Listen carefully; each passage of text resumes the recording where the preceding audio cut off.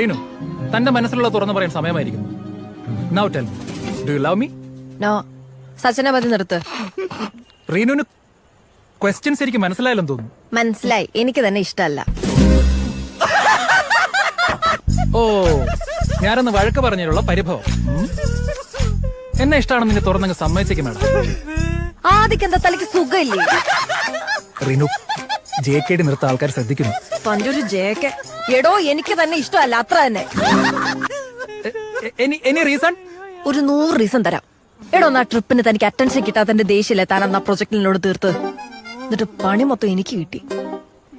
മീറ്റിംഗിന്റെ സമയത്ത് മുങ്ങിയല്ലോ താൻ.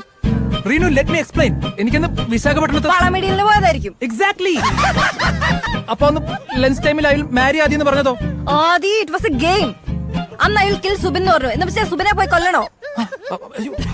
എന്റെ ദൈവമേ.